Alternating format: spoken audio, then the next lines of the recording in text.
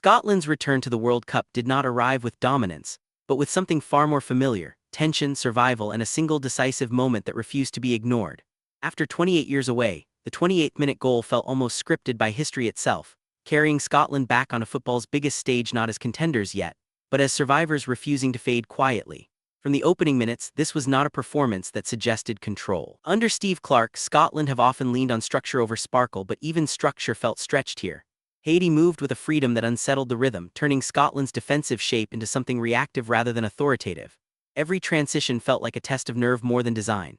And then came John McGinn, not arriving as a hero but becoming one through instinct. The goal itself was not clean, it was not elegant, it was a rebound. A deflection, a moment that belonged more to anticipation than technique. But in tournament football, especially for a nation carrying decades of absence, meaning often outweighs style. What followed was a game that lived in contradictions.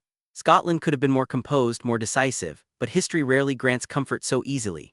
A glimpse from Scott McTominay, a half-chance drifting just wide. These were moments that hinted at authority without ever fully claiming it. And still, Scotland remained ahead, as if the scoreboard mattered more than the story behind it. Haiti, however, never behaved like a beaten side. They broke forward with sharp intent, forcing errors, stretching moments of panic into almost goals that kept the match suspended on a knife edge. It was football played without fear, and that alone made Scotland's narrow lead feel fragile until the final whistle finally intervened. When it came, relief overtook everything else. Not celebration in the purest sense, but release.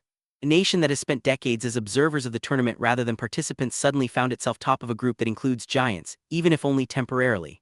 For Scotland, this was not proof of arrival, it was proof of possibility. And perhaps that is where the real story sits. Not in the deflection, not in the scoreline, but in what it unlocks. The idea that the next game is no longer mythical. It is simply waiting.